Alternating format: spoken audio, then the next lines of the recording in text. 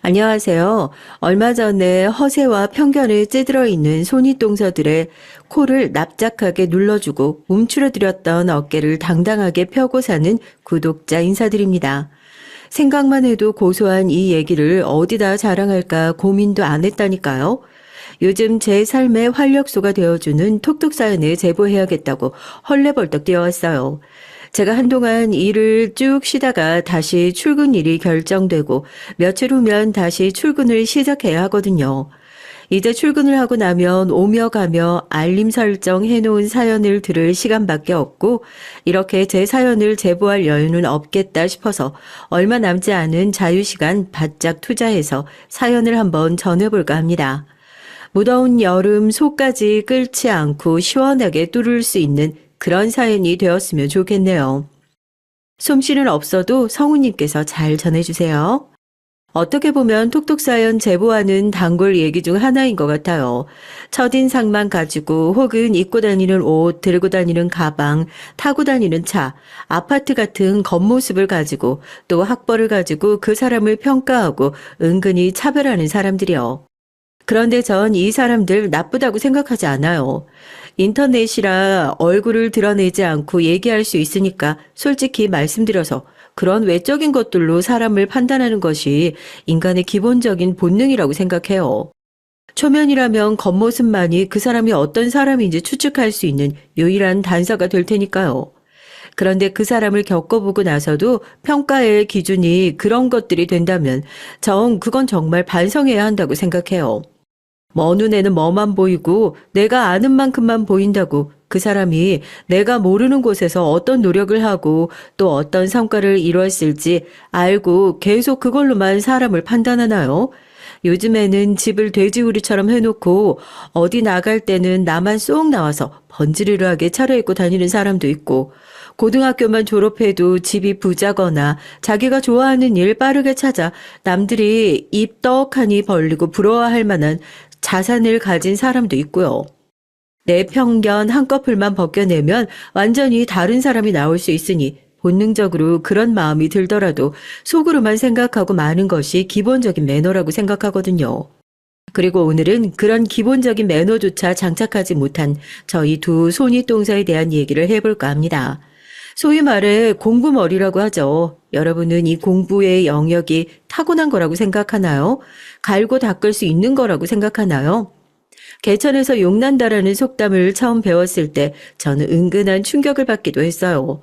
공부를 잘해서 출세한다는 것을 용에 비유하면 굉장히 숭상하는 느낌이 들더라고요. 물론 지금 우리나라에서 제일 안정적으로 살 수 있는 수단이 공부인기 때문인 것도 저는 잘 알아요. 사연을 들으시는 분들도 잘 알 거라 생각합니다. 그런데 마치 공부나 성적, 학벌이 인생을 얼마나 열심히 살았는지 그 노력의 결실로 비춰지는 것 같아서 안타깝긴 하더라고요. 굳이 살기 좋은 우리나라를 해외와 비교하고 싶은 마음은 저도 없지만 외국에 나가면 또 다르잖아요. 몸을 쓰는 기술직들이 우리나라 어지간한 대기업 사원보다 훨씬 더 높은 급여를 받고 그쪽에서 또 그렇게 잘 대우해주기도 하고요.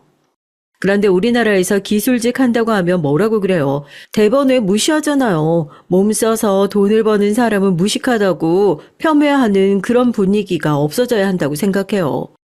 제가 이런 생각을 갖게 된 데는 큰 영향을 끼친 분이 한 분 계시거든요. 저희 어머니예요.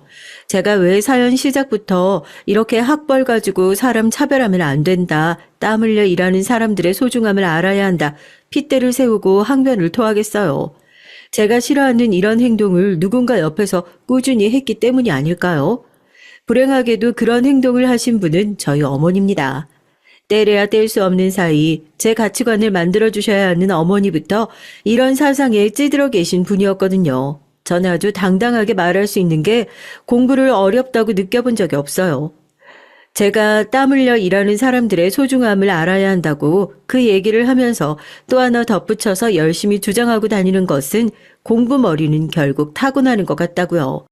물론 어디서 연구를 해서 검증된 결과도 아니고 물론 공부를 제대로 할 수 없는 여건에 놓여 있는 사람들이 가끔 엄청난 결과를 만들어내서 대대적으로 보도가 될 때도 있잖아요. 뭐 예전에 반기문 사무총장이나 이런 사람들이요. 산골짜기에서 공부해서 성공했다. 저는 그런 뉴스를 보면서도 그랬어요. 저 사람들이 엄청 희귀한 케이스니까 결국 저렇게 언론에 보도되는 거 아니냐고요. 대부분은 콩 심은 데 콩 나고 팥 심은 데 팥 난다고 해서 공부를 잘하는 유전자가 부모님한테 있어야 그걸 물려받은 자식도 공부를 잘하게 되는 거라고요. 왜 의사 집안에서 계속 의사가 배출되는 그런 것도 같은 맥락이라고 생각해요. 이건 순전히 저 혼자만의 생각일 뿐이니까 너무 나쁘게 생각하지 말아주셨으면 좋겠어요. 저도 부모님께서 굉장히 고학력자시거든요. 그 나이에 박사학위까지 따기 쉽지 않은데 두 분 다 해외에서 박사학위 받으셨고 아마 이렇게 공부를 쉽게 할 수 있는 머리를 제가 물려받았기에 공부를 하는 것에 어렸을 때부터 거부감이 없지 않았을까 그렇게 추측하거든요. 그런데 공부하는 별개로 저는 어머니의 교육관이 어렸을 때부터 너무 싫었어요. 괜히 사연 쓰면서 가족 욕하는 것 같아 기분이 좀 좋지 않지만 어렸을 때부터 공부를 좀 잘하는 것 같아 싹이 보이니까 어머니가 더 열성적으로 제 교육에 매달리셨거든요. 아버지는 애가 그냥 하고 싶은 거 할 수 있게 내버려 둬라. 공부는 그렇게 시킨다고 되는 것이 아니다. 어린 애를 들들 볶는 어머니를 못마땅하게 생각하셨지만요. 어머니 손을 잡고 아주 어렸을 때부터 5만 가지 학원에 다 쫓아다니면서 특별한 재능을 찾아주신다고 그랬던 걸 생각하면 아직도 끔찍해요. 제가 다니던 학원이 번화가 쪽에 있으니까 왜 연초 연말에 공사 많이들 하잖아요. 길도 갈아엎고 그럴 때 보면 헬멧 쓰고 열심히 일하시는 분들이 있는데 어머니는 아직 가치관도 제대로 확립되지 않은 어린 제 귀에다 대고 너 공부 안 하면 저런 일을 해야 하는 거라고 그런 소리도 서스럼 없이 하셨던 분이에요.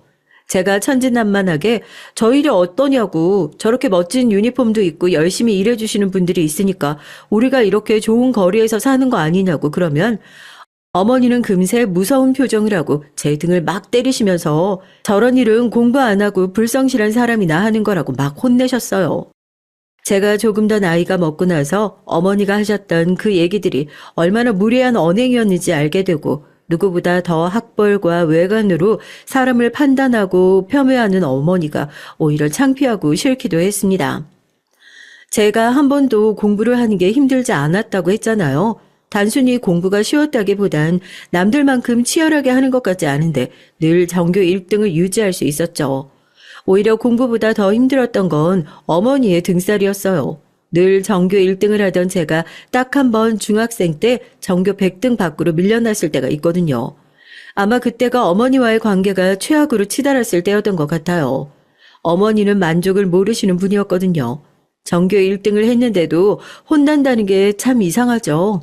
저도 애인데 이 정도면 잘했다 하고 성적표를 자랑스럽게 내밀면 어머니는 그때마다 싸늘한 시선으로 절 바라보면서 그러셨어요. 국어에서 하나 틀렸네? 수학에서 하나 틀렸네? 이건 기본적인 개념 아니니? 넌 이 좁아터진 곳에서 전교 1등 하나 한 걸로 만족하니? 어린 제 눈에는 그게 어떻게든지 제 흠을 찾아내려는 모습으로밖에 보이지 않더라고요. 난 만족하고 잘하고 있는 것 같은데 정작 날 그렇게 채찍질하는 사람은 더 높은 곳으로 가라고 압박하고 윽박지르니까 정말 마음속이 딱 터져버릴 것 같은 거예요. 그때쯤에서 어머니랑 아버지가 언성을 높이며 싸우는 날도 많아졌어요.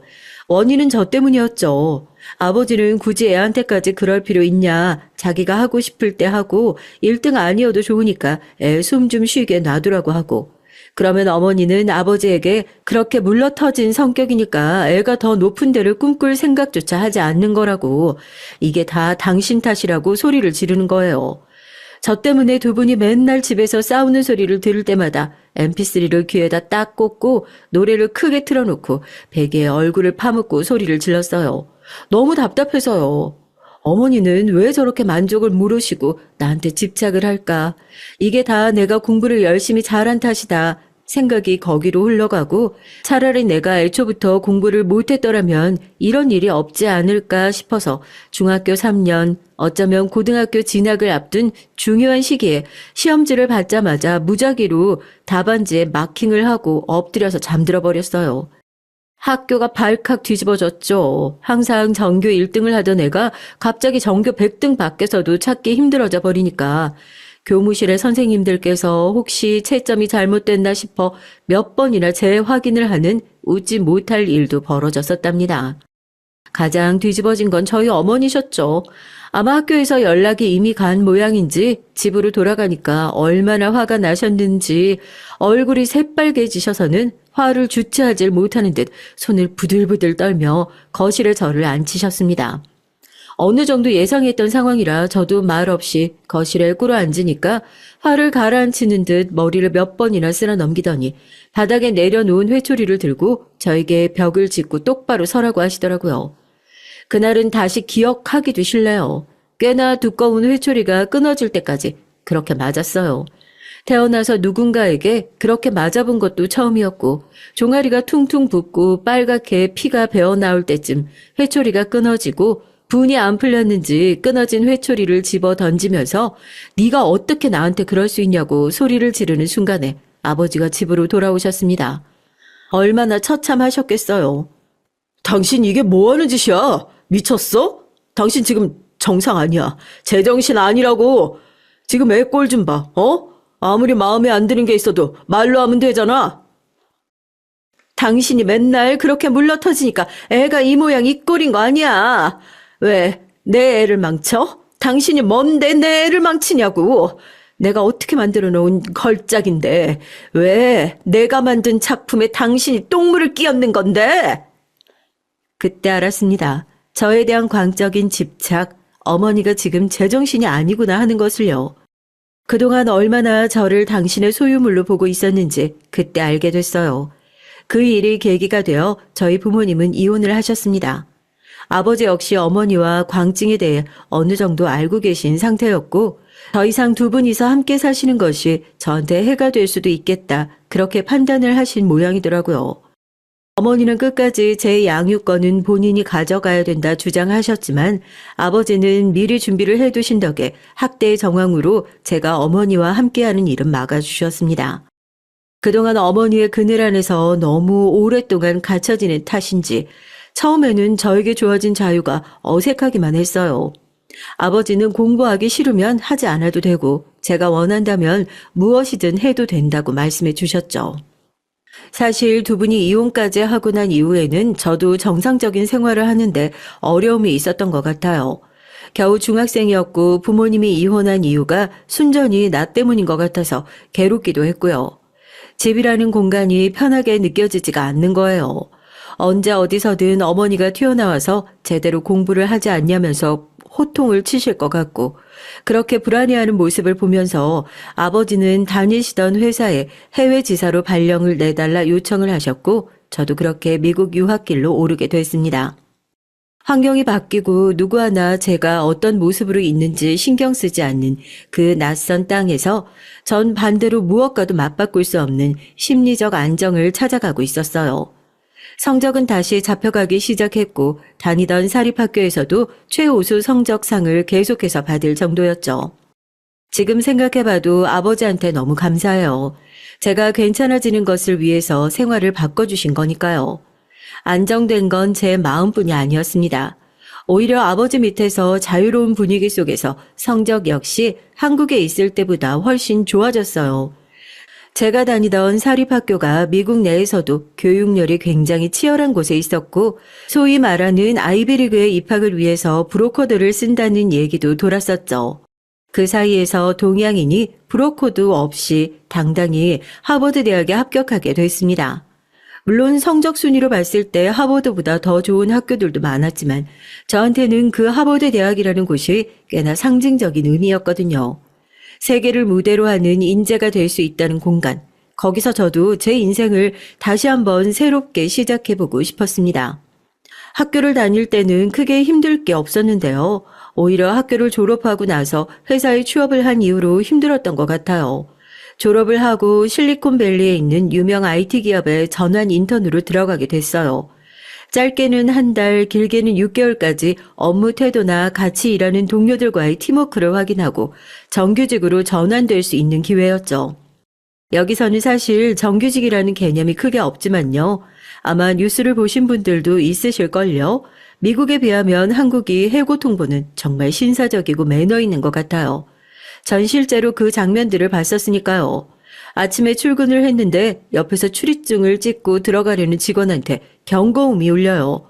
출입이 제한되었다는 얘기죠. 그러면 그때 내가 주말 사이에 해고됐구나 그렇게 아는 거예요. 조금 기다리면 경비원들이 나와서 너 이제 출근 못한다. 너 해고됐다. 이렇게 얘기를 해주고 그러면 울적한 얼굴로 올라가서 박스에 본인 짐을 챙겨가지고 털레털레 힘없이 나오는 거죠. 고액의 연봉, 정말 입이 떡 벌어지는 복지가 보장되어 있는 대신에 나에게 주어진 모든 것들이 언제 어떻게 사라져 버릴지 모른다는 불안감. 멀리서 봤을 때는 다들 행복하게 일을 하고 있는 것 같지만 사실 다 같은 파리 목숨이라고 생각하고 있는 거죠. 내가 옆에 있는 저 사람을 밟지 않으면 다음 주에 해고 통보를 받는 건 나일 수도 있겠구나 하고요. 전 그 안에서도 학벌이 꽤나 좋은 축에 속했지만 그게 오히려 이 사람들의 경쟁심을 자극한 모양이었습니다. 그 6개월 동안 전 동양인이 받을 수 있는 모든 차별을 다 받았던 것 같아요. 사내 왕따라고도 하죠. 한국이나 미국이나 사람들을 교묘하게 괴롭히는 쓰레기 같은 종자들은 어디에나 있더라고요. 그 사람들 눈에는 제가 6개월 안에 밀어내야 하는 존재였어요. 그렇게 해서라도 본인들의 자리를 지켜내야 했을 테니까요. 저희는 점심시간이 따로 정해져 있지 않아요. 팀 단위로 업무가 움직이다 보니까 서로 번갈아 가면서 자리를 지키고 그 사이에 한 명씩 나가서 간단하게 식사를 하고 돌아오는 제도였는데 어느 날부터인가 제가 밥을 먹을 시간조차 없을 정도로 바빠지더라고요. 업무량이 늘어난 건 아니고 저를 제외한 나머지 팀원들끼리 똘똘 뭉친 탓이었습니다. 처리하는데 오랜 시간이 걸려야 하는 일들은 은근슬쩍 저한테 밀어놓고 하버드 나온 동양인이니까 이 정도는 처리할 수 있지라는 식이에요. 저도 거기서 지지 않고 자리에 앉아서 간단한 요거트나 견과류를 먹으면서 허기진 배를 채우고 잔업을 처리하고 있으면 지나가면서 코를 막고 낄낄거리더라고요. 요거트를 먹는데 마늘 냄새가 난다나요? 물론 가만히 당하고만 있지 않았죠. 미국 하면 죄다 백인들만 있을 것 같지만 사실 따지고 보면 백인의 비율은 절반 정도밖에 안 되는 나라거든요. 더군다나 다국적 기업을 지향한다는 저희 회사에서는 여러 국적의 사람들이 함께 일하는 회사에서 인종차별은 잘못하면 징계까지 받을 수 있는 중요한 사안이었어요. 코를 막고 또 낄낄거리는 동료들한테 핸드폰 녹음기를 켜고 다시 말해보라고 하니까 입을 꾹 다물더라고요. 자기들도 그런 얘기를 하면 불이익이 갈 수 있다는 것을 잘 아니까 그 뒤로 그렇게 대놓고 차별을 하는 일은 없었지만 오히려 더 교묘하게 저를 괴롭혔습니다. 전 그런 말도 안 되는 회사를 다니면서 처음 들어봤어요. 바나나라는 은어를 혹시 아세요? 저도 거기서 처음 들어봤으니까 아마 사연을 들으시는 분들 중에서는 거의 모르는 단어일 거예요. 한번 그렇게 팀원들을 들이받고 난 이후에 자기들이 먼저 미안하다면서 사과를 해오더라고요. 그러면서 제 생각이 나서 간식을 사왔다면서 바나나를 주더라고요. 그래도 이제 나를 제대로 팀원으로 대우해 주는 건가 싶어서 고맙다고 하고 자리에 앉아서 바나나를 까먹는데 그 모습을 보고 또 낄낄거리면서 웃더라고요. 뭔가 쎄하다 했죠. 예전처럼 대놓고 따돌리진 않았지만 저한테 너무 잘 어울리는 애칭이라면서 저를 바나나라고 부르는데 세상에 알고 보니까 그게 동양인을 비하하는 은어더라고요. 행동이나 생각을 백인처럼 하지만 겉모습은 동양인 사람을 보고 바나나 껍질처럼 노란 피부색을 가지고 있으면서 속으로는 하얀 바나나의 속살처럼 백인 흉내를 낸다고 그렇게 비하하는 거예요.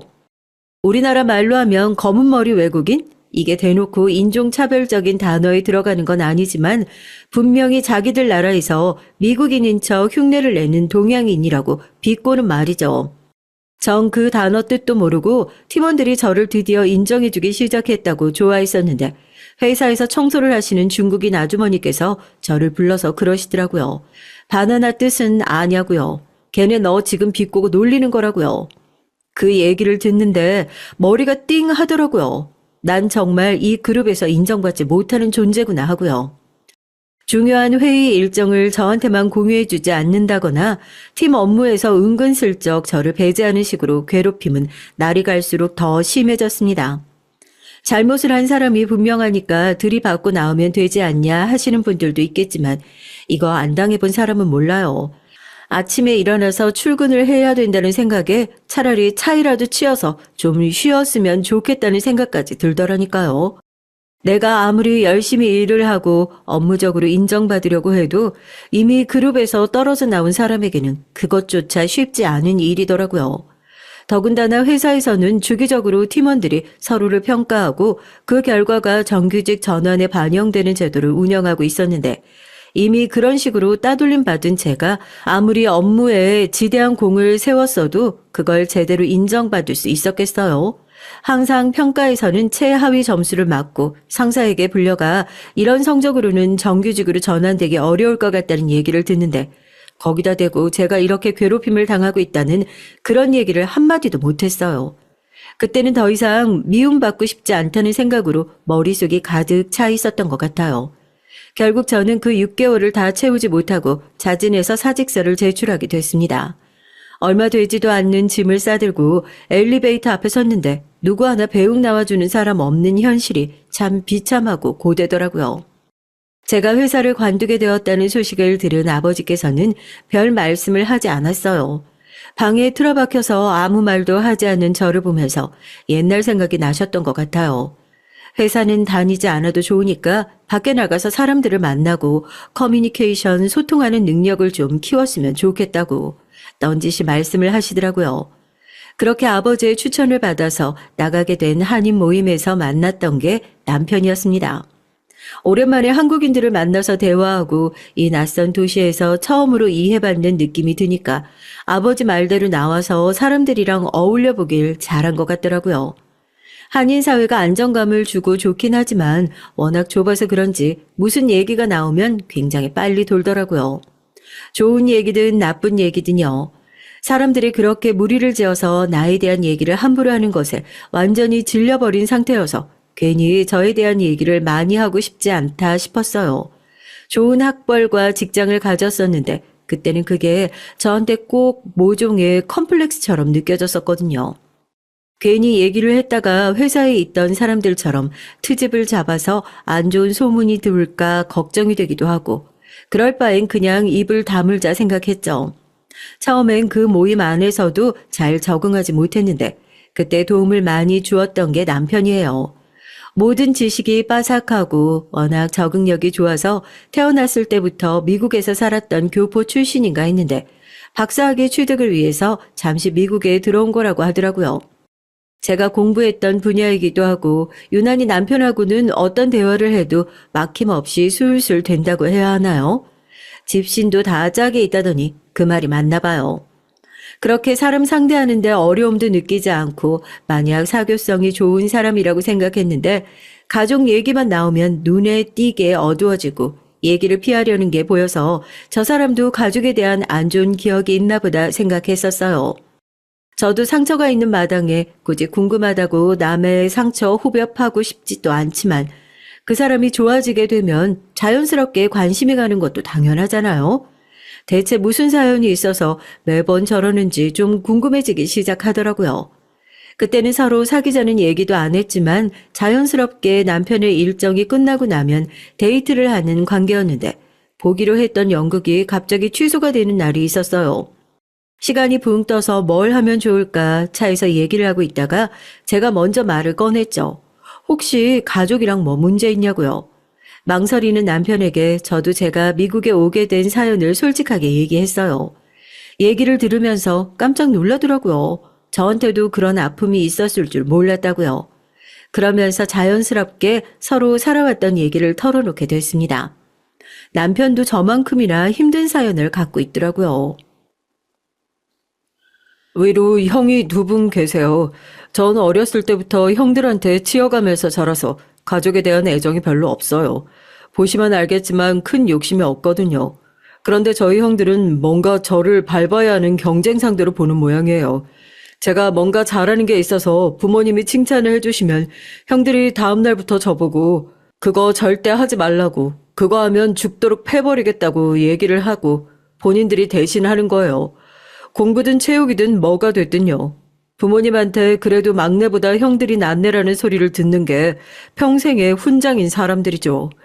형들은 지금 한국에서 같이 사업을 하고 있고 부모님은 저도 그 일을 같이 하길 바라셨는데 그런 형들이 저를 껴주겠어요. 전 형제들 사이에서 늘 왕따였는데 아예 한국에서 치워버리고 싶었는지 저한테 미국 가서 박사학위 취득하라고 한 것도 형들이에요. 말은 네가 그 정도 학벌은 갖춰야 하지 같이 일을 할 수 있다고 그러지만 제가 왜 모르겠어요. 그냥 거슬리는 존재 눈앞에서 치워버리자 하는 마음으로 그랬던걸요. 울며 겨자 먹기로 온 유학이에요. 부모님도 언제부터인지 모르겠지만 저는 그냥 내놓은 자식이라 생각하시는 것 같아요. 형들보다는 못한 좀 모자라네요. 겨우 6개월 회사 안에서 왕따 당했는데도 출근길에 차에 치여 죽었으면 좋겠다는 생각을 하는 저였는데 남편은 대체 얼마나 긴 시간 동안 그 고통을 겪었을지 생각하니까 이 사람이 너무 짠하게 느껴졌습니다. 어딘가 저랑 닮아 있는 모습에 더 그랬던 것 같고요. 제가 얘기를 들으면서 너무 힘들었겠다고 펑펑 울면서 남편을 안아줬어요. 그동안 나쁜 생각하지 않고 잘 버틴 게 너무 다행이라고요. 그렇게 서로 비슷한 상처를 갖고 있는 사람을 알아보고 서로의 상처를 보듬어주면서 살아보자 그렇게 결심했습니다. 미국에 있는 동안 아버지에게 데리고 가서 인사도 했고요. 아직 공부 중이라는 얘기에 조금 탐탁지 않아 하시는 눈치기도 했지만 남편이 한국에 들어가면 직장부터 시작해 본인이 세워놓은 미래 계획을 꼼꼼하게 말씀드리니까 남편이 가고 나서 괜찮은 사람 같다고 겨우 한마디 하시더라고요. 회사에서 그렇게 나와서 예전처럼 돌아갈까 걱정이 많았었는데 그래도 남편을 만나 많이 밝아진 것 같다고 좋아하셨어요. 저도 이제 미국이라는 나라가 지긋지긋하고 남편도 곧 박사학위를 마치는 상황이라서 아버지께서는 해외 지사 업무를 마무리하시고 국내로 돌아가시게 됐습니다. 그렇게 아버지와 남편 셋이서 한국으로 다시 들어오게 됐고요.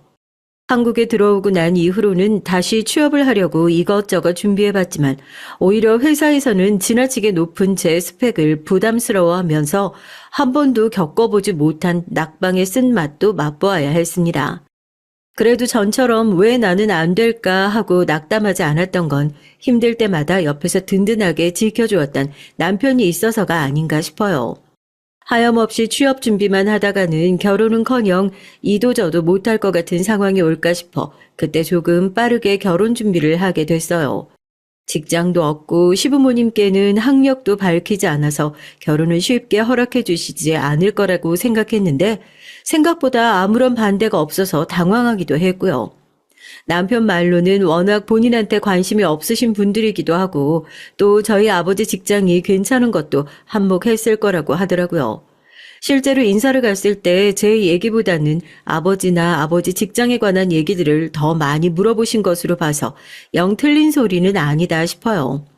물론 직장 생활을 하며 모아둔 돈이 어느 정도 있었지만 남편과 결혼 준비를 하면서 돈도 많이 까먹었고 남편도 학위를 마치고 회사 생활을 하기 시작했지만 그래도 아직 비싼 아파트 값을 감당할 준비는 안 됐던 것 같아서 저희는 분가 자금이 마련되기 전까지는 시댁에서 생활을 하기로 했습니다. 시부모님의 두 아주버님 내외까지 모시고 살아야 하나 싶어서 조금 망설이기도 했지만 그래도 안정적인 미래를 위해서 이 정도는 희생할 수 있겠다 나름 자신이 있었죠. 나중에 아이를 낳은 걸 생각해서 집을 사게 된다면 이왕이면 좋은 동네에서 시작을 하고 싶고 몇 년 후에 집값이 좀 잠잠해질 때까지 시댁 생활을 하면서 둘이서 열심히 모아보자고 뜻을 모았어요. 그런데 그 시댁에서 회사에서 겪었던 기분을 다시 한번 느끼게 됐습니다. 저희에게 관심도 없는 식구들이라며 괴롭힐 게 뭐가 있냐고 그러냐고요? 그러게 말입니다. 저도 저희 형님들한테 꼭 한번 물어보려고요. 대체 왜 그렇게 이제 막 시집온 저를 갈고 써야 했는지요. 톡톡 사연에 종종 올라오는 못돼 먹은 시댁 식구들을 보고 혀를 끌끌 찼었는데 결혼하고 나서 얼마 지나지 않고는 생각을 고쳐 먹었어요. 이놈의 시댁 식구들은 어디서 다 같이 교육이라도 받고 오는 건가? 어쩜 그렇게 심술들이 똑같은지요. 제 손이 동서들이 둘 다 서울대 출신이에요. 그래도 한국에서 가장 좋은 대학을 나온 거잖아요. 다른 건 몰라도 학벌은 자기가 노력해서 얻어낸 결과물이니까 얼마든지 자부심을 가져도 좋다고 생각은 해요. 그런데 사람은 다 주어진 환경이 다르잖아요. 어떤 사람은 가정을 돌보느라 머리 좋고 공부도 하고 싶어라 하는데 할 수 없는 사람들이 있기도 하고, 저처럼 공부가 어렵지 않은 사람, 공부가 특기인 사람도 있을 거고요. 그렇다고 전자가 노력을 하지 않았느냐, 그렇게 판단할 수는 없죠. 이 사람이 처했던 환경을 전 모르는 거니까요. 그래서 더더욱 사람을 함부로 판단하면 안 된다고 생각하는데, 손윗동사들의 생각은 다른가 봐요. 학벌이 좋지 않으면 저 사람은 노력을 안 하고 살아온 한심한 사람이다, 이렇게 멋대로 판단을 해버리는 거죠. 그렇게 따지면 누구보다 피나는 노력을 해서 엄청난 학벌을 가지고 있던 저였지만 그걸 굳이 티를 안 내서 그랬을까요? 손윗동서들의 타겟은 어느 순간부터 불특정 다수가 아닌 저로 딱 특정된 느낌이었습니다. 손윗동서들끼리 의리가 얼마나 끈끈한지요. 아무리 살갑게 굴고 편안하게 시댁 생활을 위해 그 무리 사이에 끼어보려고 노력해도 전 들어갈 수 없는 자기들끼리의 단단한 울타리가 있어요. 같은 대학 출신 동문이라는 자부심은 둘째치고 두 사람 모두 그렇게 좋은 학벌을 가지고 집에서 전업주부 하고 있거든요. 물론 저도 그때는 직장을 구하지 못해서 집에서 쉬고 있는 상황이었지만 제가 집에 있는 것과 본인들이 집에 있는 것은 엄연히 다른 느낌이라며 은근히 사람을 무시하더라고요. 한국에 들어오고 난 이후로 여기저기 이력서를 내봤지만 너무 높은 학력에 번번이 떨어졌다고 말씀을 드렸잖아요. 결혼을 하고 나서 남편이 벌어다 주는 돈은 있지만 집에 앉아 이 돈만 쓰고 있는 것도 남편한테 뭔가 미안한 느낌이 들고, 제가 아주 간단한 아르바이트라도 해서 달에 100만 원이라도 벌면 매달 100만 원씩 여유가 생기는 거잖아요. 어떻게든지 빨리 일을 시작해서 남편의 부담을 덜어주고 싶었는데 방법이 없을까 고민하다가 너무 고학력자의 고액 연봉을 받고 일을 했던 게 문제가 된다면 아예 그 학력과 경력을 지워버리고 지원을 해보자 했어요.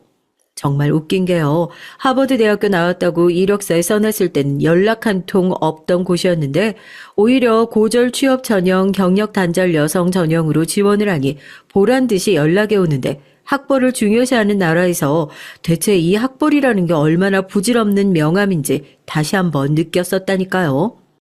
그렇게 중소기업의 격리로 저도 출근을 시작하게 됐어요. 예전에 하던 일에 비하면 그냥 제 일만 잘 끝내놓으면 사람들한테 욕먹을 일 없는 일이어서 몸도 마음도 편하게 출근하고 제가 같이 일을 하면서 생활의 안정도 찾기 시작했고요. 가족들이 다 같이 저녁 식사를 하는 자리에서 제 취업 얘기가 나왔어요. 별거 아니다. 그냥 뭐라도 좀 보탬이 될까 싶어서 깨작깨작 일이라도 좀 해보려고 한다. 그러니까 아주버님이 대뜸 그러시는 거예요. 물론 전달받은 평소 행실로 미뤄봤을 때 그마저도 비꼬는 말이었는데 제가 눈치채지 못한 거일 수도 있고요. 그래도 우리 재수 씨가 남편 생각을 엄청 하네. 남편이 얼마나 쥐꼬리만한 월급을 벌어다 주면 그 백직장도 같이 들어보겠다고 나가서 일을 할 생각을 해. 여튼 재수 씨 일할 생각하신 거 참 멋집니다. 살림한다고 집안에 들어앉아 있는 것보다야 훨씬 낫죠. 사람이 집에 한번 있기 시작하면 몸이 무거워져서 나중에는 나가라고 등을 떠밀어도 꼼짝을 안 한다니까요.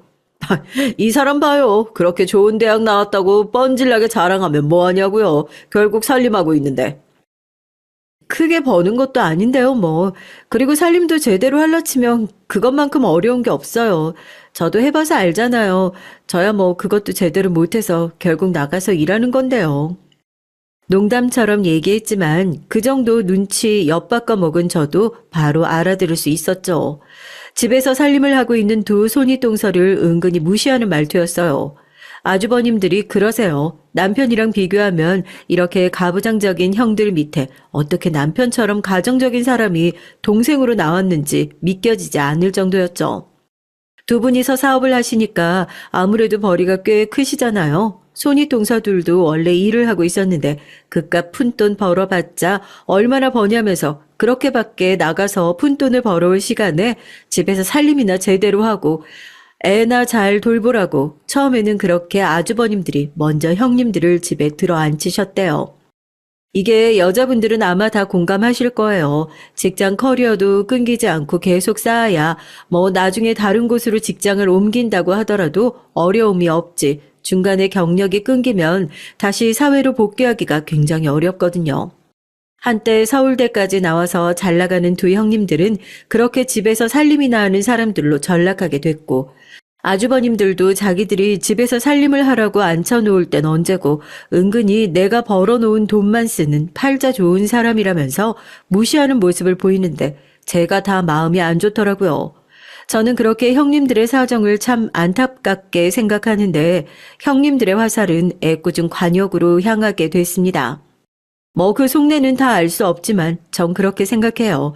결국 남편한테 내지 못하는 화가 애꿎은 저한테 돌아온 거라고요.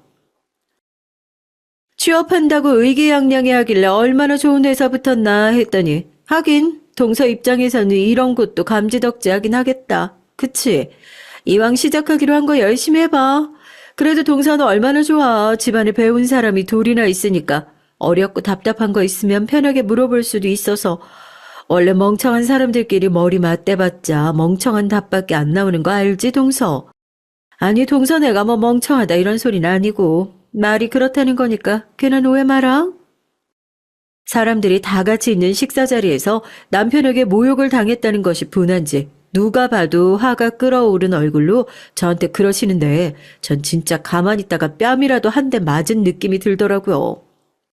남편을 힐끗 쳐다보면서 입모양으로 내가 뭐 잘못했어 하니까 남편이 자기도 모르겠다며 어깨를 으쓱해요. 저를 깎아내려서 본인의 낮아진 자존감을 채울 모양인 것 같더라고요. 이거 오랜만에 식구들끼리 다 모이게 된 식사 자리에서 무슨 쓸데없는 기싸움이야. 재수씨 너무 마음에 담아주지 말아요. 형수님도 이 사람도 재수씨 축하하려고 이런 자리까지 만든 사람들이잖아요.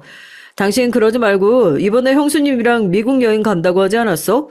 재수씨 아직 출근하려면 시간 좀 남았죠? 그러지 말고 재수씨도 데리고 같이 다녀와. 아니에요. 재수씨 뭐 비행기 표값이 걱정이라면 그런 거면 제가 내드릴게요. 왜 당신도 수발들 아니 원래 여행은 여럿이 가야 또 제맛이잖아요. 큰형님께서 왜 그걸 얘기하냐고 짜증을 내는 걸 보니까 아마 두 형님들은 저에게 본인들의 여행을 알릴 생각도 없었나 봐요. 뭐 하루 이틀 있는 일도 아니고요. 분위기가 굉장히 애매해진 거죠. 둘째 아주버님이 같이 가는 게 어떠냐고 얘기를 했고 거기서 어떻게 대놓고 손이 동서들이 같이 가기 싫다고 할 수도 없잖아요. 넌 그런 여행에 굳이 끼고 싶냐 생각하시는 분들도 있겠지만 제가 왜 그런 걸로 눈치를 봐야 되나요? 더군다나 미국행 비행기 티켓까지 아주버님이 끊어주신다고 하는데 갈 수 있으면 가는 거죠. 저야 불편할 게 하나도 없는데요. 제가 알겠다고 가겠다고 형님들 잘 부탁드린다고 그러니까 표정이 누가 보면 똥이라도 씹은 줄 알겠더라고요. 제가 뭐 눈치라도 보면서 같이 안 갈 거라고 생각했던 모양이죠. 밥 먹고 자기들끼리 속닥속닥 붙어서 난리도 아니었어요. 남편도 정말 형님들이랑 같이 여행을 가도 괜찮냐고 몇 번이나 물어보고 저는 그런 남편에게 걱정하지 말라며 다독였습니다.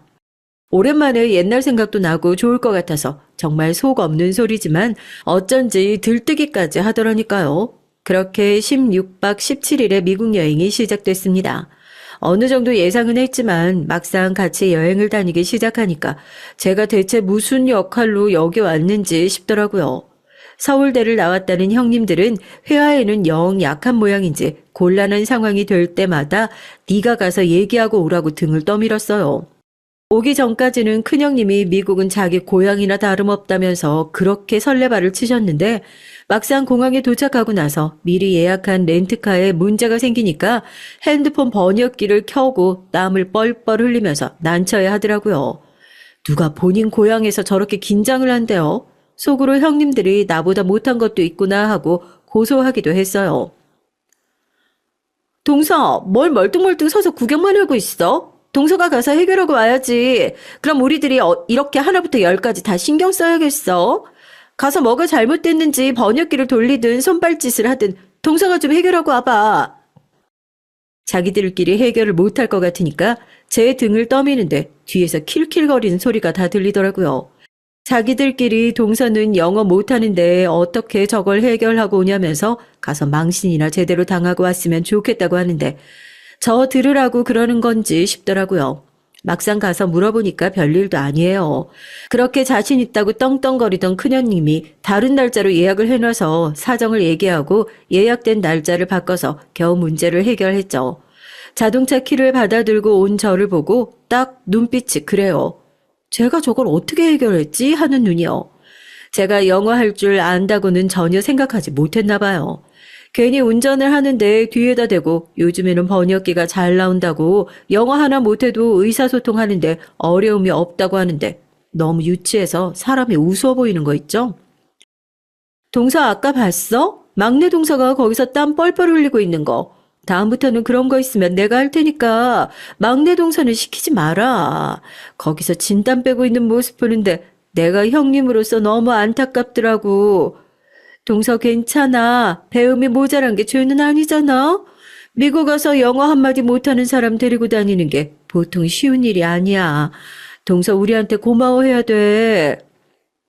정작 제가 렌트카 직원이랑 얘기하고 있을 때는 혹시나 본인들한테 말이라도 걸까 싶어 멀리 떨어져서 고개 돌리고 필사적으로 자기들끼리 얘기하고 있던 주제에 이제 와서 제 앞에서 무슨 센 척이 하고 싶어서 저러는지. 저도 더 이상 가만히 당해주고 있으면 안 되겠다 싶어서 제 차를 조용히 갓길에 대고 뒷좌석에서 떠드는 형님들한테 그랬어요. 미국 온 김에 제가 나온 대학교 한번 가보시겠냐고요. 큰형님이 펄쩍 뛰면서 그래요. 뭐? 동서가 미국에서 대학을 나왔어? 아무리 자존심이 상해도 그렇지 여기까지 와서 거짓말하면 어떡해. 동서, 큰 동서가 저번에 동서 고등학교 졸업까지만 해가지고 이력서 쓴 걸 뻔히 다 봤다는데 거짓말 할 거야? 왜 그렇게 저를 대놓고 무시하고 찍어 눌렀는지 알겠더라고요. 취업이 잘 되지 않아서 고등학교 졸업까지만 써놓은 이력서를 작은 형님이 훔쳐보고 큰 형님한테 제 대학도 안 나온 애다 그렇게 쪼르르 가서 일러 바쳤나 봐요. 그렇게 두 사람은 제가 고졸 학력밖에 가지지 않은 사람이라고 생각하고 있었던 거고요. 아니 생각하니까 그래요. 고졸이면 뭐 무시해도 되나요? 제가 형님들한테 뭐하러 거짓말을 해요. 저도 오랜만에 미국 오니까 제 모교를 형님들한테 꼭 보여드리고 싶어가지고요. 늘 등굣길에 이 길 지나갔었는데 기억이 새록새록하네요. 작은 형님은 그럴 리가 없다면서 얘가 지금 괜히 자존심 부리고 싶으니까 우리 앞에서 거짓말하는 거라고 거품을 물더라고요. 제 모교에 데려가면 어떤 반응을 보일지 정 그럼 가서 확인해 보면 되지 않겠냐고 차를 몰고 하버드로 달렸습니다. 아무리 영어 실력이 부족한 사람이라도 선명하게 적혀있는 하버드 글자와 로고를 알아보지 못하는 사람은 없을 테니까요. 손이 동서들이 입을 떡 벌리고 저를 쳐다보더라고요. 이게 거짓말을 해도 유분수지. 너 지금 누구 놀리니? 네가 어떻게 하버드를 나왔다고 이렇게 대놓고 뻥을 쳐? 뻥인지 아닌지 직접 내려서 확인해 보시면 될 거 아니에요. 가시죠. 손이 동서들을 데리고 당당하게 하버드 대학 안으로 입장했습니다. 뒤에서 자기들끼리 얘기를 하는데 다 들려요. 이러다 진짜면 어떡하냐는 큰형님의 얘기와 저게 진짜일 리 있겠냐고 괜히 우리 앞에서 센 척하려고 그러는 거다라는 작은 형님을 제가 대학 시절 내내 거의 살다시피 했던 클럽 동아리방이라고 해야 되나요? 그쪽으로 데리고 갔어요. 당연히 낯선 외지인이 무슨 일로 오셨냐고 제 앞을 막아서는 학생에게 유창한 영어로 얘기를 했습니다. 안녕하세요. 여기 졸업생이고 이 클럽에서 동아리 활동했었는데요. 옛날에 제가 활동했던 사진 좀 볼 수 있을까 해서요. 혹시 들어가는 게 좀 그렇다면 사진만 가져다 주겠어요? 제가 하버드의 자랑스러운 동문이라는 사실을 꼭 증명할 일이 있어서요. 유창한 영어 실력이 형님들 1차적으로 기절. 누가 봐도 하버드 대학 재학생으로 보이는 백인 여자애가 자기 선배를 만나서 너무 기쁘다면서 저를 반갑게 맞아주는 모습에 2차적으로 기절을 했죠. 그러고서는 본인이 앨범을 가지고 나올 테니까 잠시만 기다려달라고 하더라고요. 졸업 연도를 얘기해주고 그 여학생을 기다리면서 학생들의 눈치를 살폈습니다. 끝까지 저 학생을 미리 섭외했을지 어떻게 아냐고 요즘에 저 정도 영어는 학원 다니면 다 할 수 있는 거라고 이를 꽉 깨물고 현실을 부정하더라고요. 곧이어 여학생이 제가 졸업한 연도에 동아리 앨범을 들고 나오고 저는 고맙다는 인사와 함께 앨범을 펼쳐서 제가 학교 다니던 시절 사진을 보여줬습니다. 둘이서 아주 바닥에 책까지 내려놓고 붙어서 책장을 뒤적거리는데 이젠 아니라고 부정할 수도 없는 거죠. 제가 동아리 장이었거든요. 떡하니 제 사진이 붙어 있고 그 밑에 제 영어 이름이 적혀 있는데요. 아니, 이게 어떻게 이럴 수가 있어? 아니, 동서 같은 무식한 사람이 어떻게 하버드를 나오냔 말이야. 말도 안 돼, 이건. 끝까지 부정하는 형님에게 제가 영어로 일침을 날렸죠. 아니나 다를까 영 못 알아듣는 눈치더라고요. 벙 쪄서 저를 쳐다보는 두 형님들에게 킥킥거리면서 다시 한국말로 똑같이 번역해서 들려줬어요.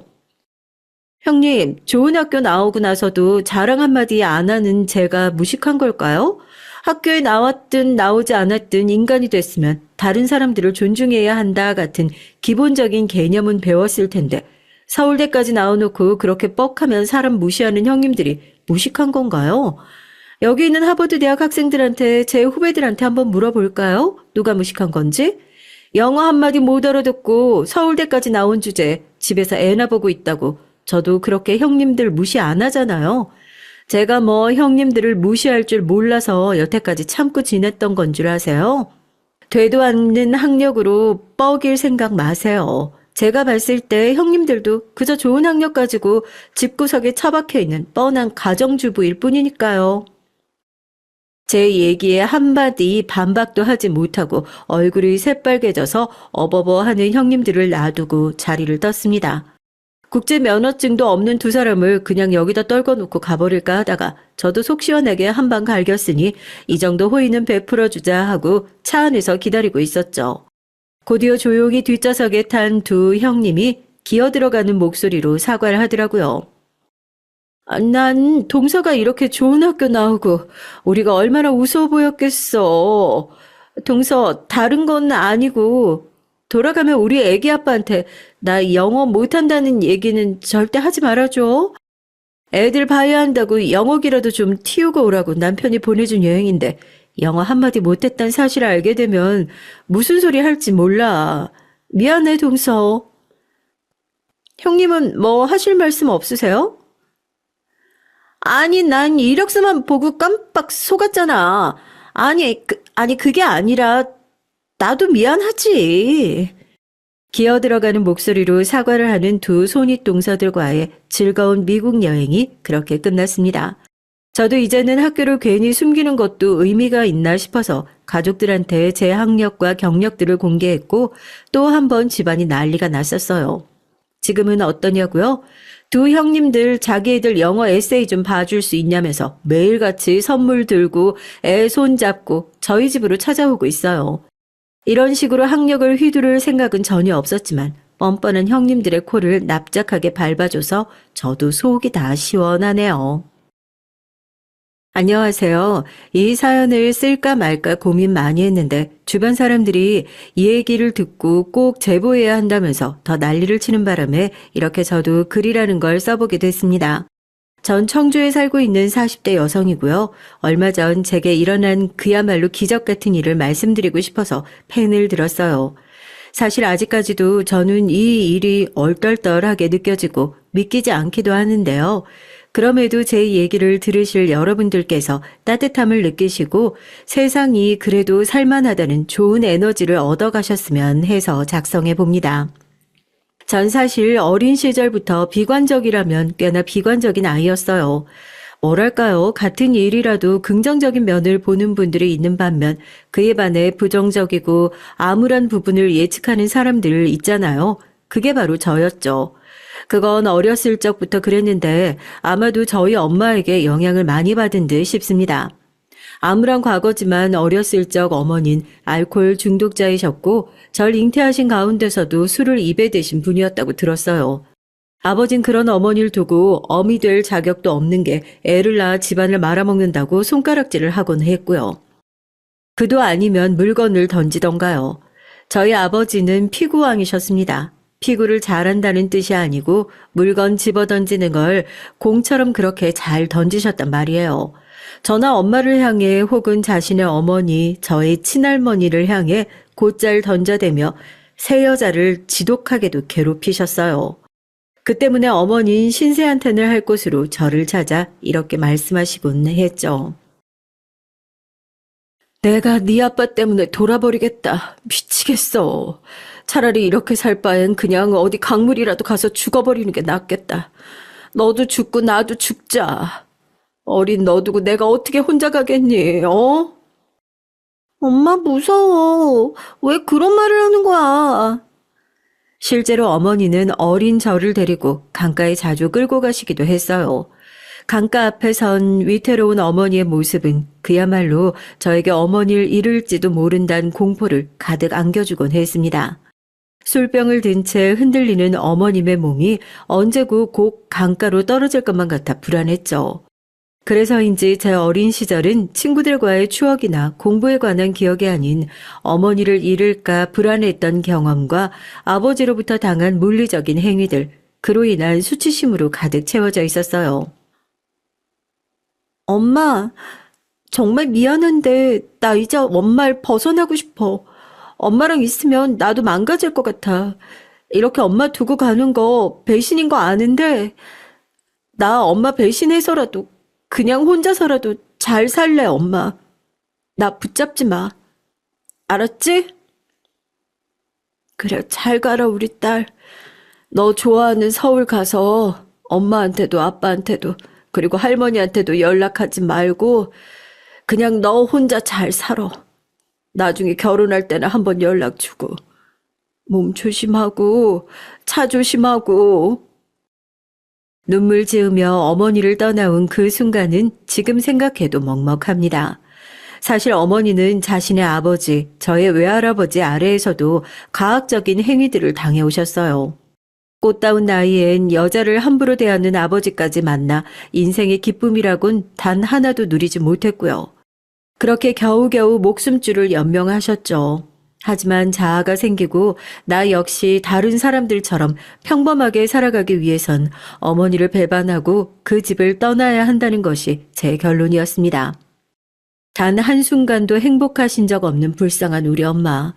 내가 너무 미안해, 엄마. 만약 아버지 곁을 떠날 수 있다면 도망쳐서라도 꼭 나와.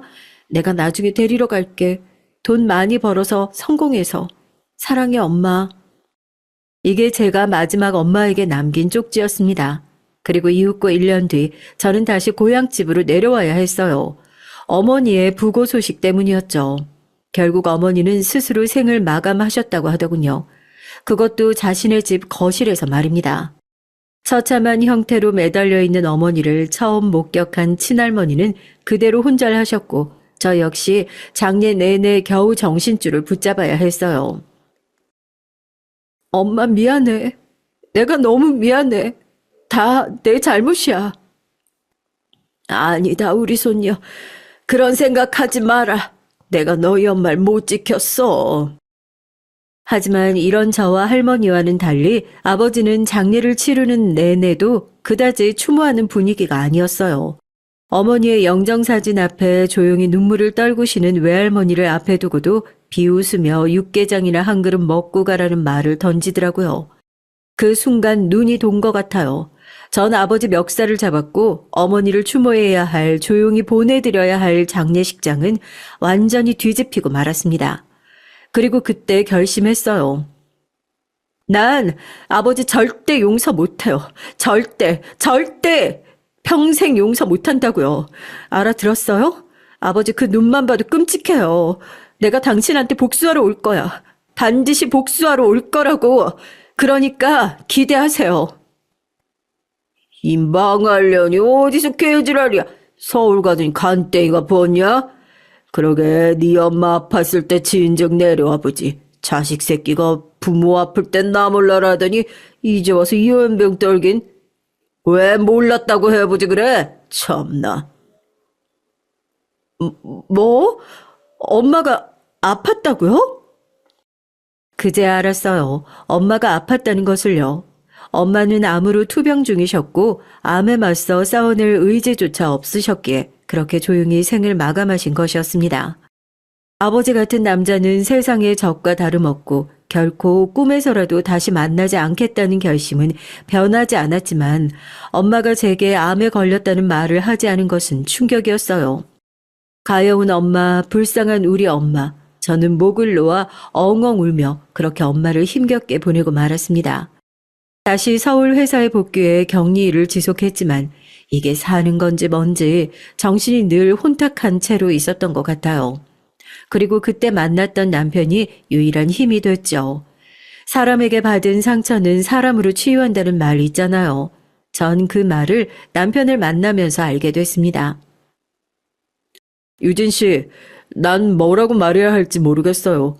어떻게 위로해줘야 할지도 모르겠고, 나랑은 너무 다른 삶을 살아온 사람이라 내 말이 어떻게 다가갈지, 과연 위로가 될지 겁도 나고 걱정도 돼요.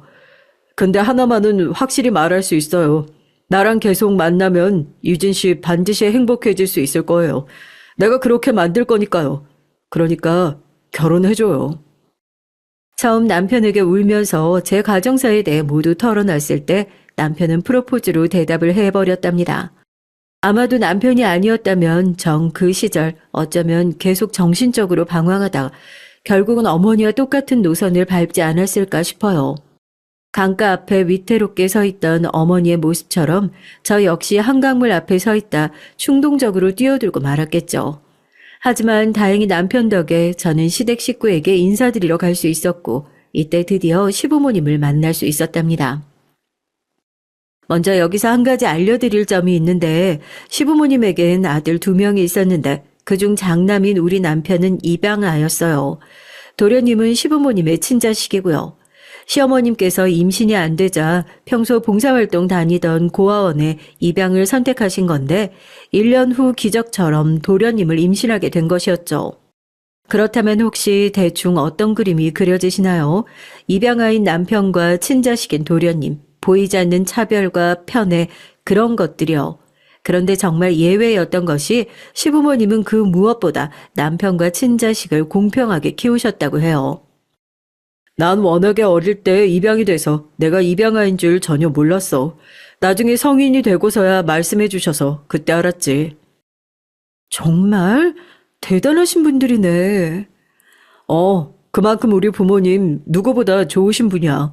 어머니 아버지 2분 다 교직에 계시다 은퇴하셨는데 스승의 날만 되면 아직도 2분을 찾아뵈러 오는 제자들이 있을 정도거든. 빙그레 웃으며 시부모님을 자랑하는 남편을 보며 저는 과연 어떤 분들이실지 너무 궁금했답니다. 친자식과 입양아를 똑같이 길러내셨다면 그만큼 마음이 넓으신 분들일 텐데 괜히 설레고 떨리기도 했고요. 혹여나 제가 그에 비해 너무 초라하게 보일까봐 성격대로 걱정도 많이 했습니다. 그런데 처음 저를 본 날부터 시어머니는 제 손을 꼭 잡아주시며 그러더군요. 이렇게 보니까 우리 아이랑 너무 잘 어울리네요. 부족한 시어머니겠지만 넓은 마음으로 이해해줘요. 나도 노력 많이 할게요. 아닙니다, 어머님. 저야말로 잘 부탁드립니다. 야, 저희 형이 하도 꽁꽁 숨겨놓고 안 보여주길래 내심 너무 궁금했거든요. 이렇게 미인인 형수님을 만나고 있을 거라고는 생각도 못했네요. 형, 수지 맞았어. 저를 벌써부터 형수라고 부르는 사근거리는 성격의 도련님과 자애로운 인상의 시부모님까지 그야말로 저를 있는 그대로 받아주시는 그 모습이 어찌나 다행스러웠는지 몰라요. 들고 있던 과일즙 세트를 바닥에 떨어뜨릴 만큼 저는 다리에 힘이 풀려 그만 그 자리에서 눈물을 글썽거리고 말았습니다. 제가 그만큼 감성적이 되었던 건 아마도 거절당할까봐 두려웠기 때문이었죠. 절 반대하실 줄 알았어요. 제가 마음에 안 드실까봐 걱정했거든요. 감사합니다, 어머님, 아버님. 저도 며느리로서 더 노력할게요. 혹여나 가르쳐 주실 부분 있음 언제든 말씀하세요. 그럴 리가. 우리가 가르치는 게 아니라 배워야 할 것 같은데 아가씨가 지금껏 힘든 시절 보냈다고 대충 아들에게 들어서 알아요. 불편한 설명은 안 해도 되고 그 모든 일을 겪고도 이리 건강하게 잘 살아있으니까 그것만으로도 대단한 일이죠. 남편이 저를 치유했다고 생각했는데 아직 제 마음속에 남아있는 잔해물이 존재했던 건지 그 말에 무너질 듯 울음이 새어나오더라고요. 그 순간 시어머니의 눈 속에서 왜 친정엄마의 모습이 자꾸 비쳤는지 모를 일입니다. 결혼식을 치르고 신혼여행을 다녀오면선 특히나 더 엄마 생각이 많이 났어요. 내가 웨딩드레스 입은 모습을 봤다면 엄마가 참 좋아했을 텐데, 내가 외국에 여행 갔다 온 걸 알면 엄마가 뿌듯해 했을 텐데. 하지만 지금 살아가는 현재 역시 소중한 만큼 그렇게 아쉽고 씁쓸한 마음은 접고 저는 지금의 삶에 충실하기로 했습니다. 아버지에 대한 끓어오르는 복수의 마음 또한 잠시간 흘러보내기로 했어요. 남편이 말 꺼내기 전 저는 굳이 시댁 근처의 신혼집을 고집했고 거기서 시부모님을 잘 모시려고 했답니다. 남편 직장이 시댁에서 가깝기도 했거니와 더 시부모님과 돈독해지고 싶었거든요. 당시 시아버지께서 간이 조금 안 좋으셔서 치료를 받고 있는 상황인지라 걱정이 되는 마음도 있었고요. 아니, 우리야 좋지만 너희가 불편하지 않겠니? 아가, 우린 괜찮다. 네 시아버지 병원 가는 것도 내가 택시 타고 가면 금방이야. 힘들 거 하나 없단다. 아니에요, 어머님. 그래도 혼자 하시면 힘들잖아요. 제가 옆에서 도와드리고 싶어요. 제가 원해서 하는 일이에요. 아유, 말도 이쁘게도 하지. 우리가 복이 많다. 어쩜 이런 며느리를 들였을까, 여보. 다행히 시부모님은 환히 웃으며 그 결정을 반겨주셨어요. 그런데 참 하늘도 무심하시지. 어떻게 이런 일이 있을 수 있을까요? 시댁과 오가며 시부모님, 도련님, 남편과 함께하는 생활은 정말이지 제 인생의 가장 따뜻한 계절이었습니다. 형수님 좋아하는 망고 사왔어요. 이게 엄청 비싸더라고요. 그리고 여기 이건 생일 선물이요. 갖고 싶다 하시던 향수예요. 형이 말해줘서 사긴 했는데 마음에 드실지 모르겠네요. 제가 이번에 사건 하나 해결하고 승진도 앞두고 있는 터라 큰맘 먹고 사왔습니다. 그러니까 부담 갖지 말고 받아주세요. 아니 세상에 도련이, 뭐 이런 것까지 준비했어요. 어머, 너무 고마워라. 이거 비싸서 엄두도 못 냈던 건데. 근데 참, 월급 얼마나 되신다고. 차라리 어머니 거 사주시지. 거봐, 내가 이럴 줄 알았다니까. 엄마, 우리 형수님 너무 절약하는 습관이 있어. 그거 얼른 고쳐야 되는데 말이야. 형이 성실하고 나도 잘릴 일 없는 직업인데 형수님이 왜 저리 사서 걱정이신지 모르겠다. 형수님, 앞으로 이 정도의 향수쯤은 생일 때마다 해드릴 테니까 얼른 뿌려보세요. 애가 자꾸 당신 뭐 좋아하는지 물어보더라고. 얼마나 귀찮게 하던지. 내가 어쩔 수 없이 말해버렸어. 동생이 당신을 많이 좋아하나 봐. 얼른 뿌려봐. 도련님의 직업은 경찰이었어요. 그것도 강력반에 근무하는 형사였죠. 매사 바쁘게 사시는 분위기에 생각보다 시댁을 자주 왕래하는 가운데에서도 얼굴을 볼 기회가 많지 않았는데 볼 때마다 기분을 참 좋게 해주셨답니다. 거기다 바쁜 자기 대신 몸이 안 좋으신 시아버지를 데리고 병원에 왔다 갔다 하는 것이 고맙고 미안했던지 도련님은 꽤나 고가의 선물들을 자주 사주시면서 마음을 표현하시곤 했어요. 도련님, 아버님 워낙에 저 힘들게 안 하시고 오히려 병원 갔다 오시면서 맛있는 거 사주시고 해서 저 너무 좋아요. 하나도 안 힘드니까 이런 선물 안 해주셔도 괜찮아요. 아버지 때문에 하는 선물이라뇨. 그렇게 말씀하시면 섭섭해요. 그렇게 넉살 좋게 웃으시는 우리 도련님, 하도 호탕하시고 서운하신 분이라 늘 감사했네요. 다만 걱정은 있었어요. 직업이 강력반 형사라고 했잖아요. 그러니 혹여라도 나쁜 놈 잡다 칼이라도 맞을까 상상도 되고 그러더라고요. 아유, 우리 형수님 걱정도 사서 하시네. 요즘은 주먹구구식으로 굴러가지 않고 다 저희가 작전 잘 세우고 해서 범죄자들 제압하니까 걱정하실 일 하나 없어요. 하지만 말은 이렇게 해도 사실 도련님은 저와 남편이 결혼하기 전 이미 큰 사고를 겪으신 적이 있었다고 해요. 인터넷 사기 집단을 소탕하려다 그 사람이 숨기고 있던 식칼에 찔리신 거죠. 그런데 도련님은 그 상태로 범인을 잡겠다고 상처를 움켜쥐고 달리신 바람에 나중에 상처 부위가 더 벌어져 사태가 심각해졌어요.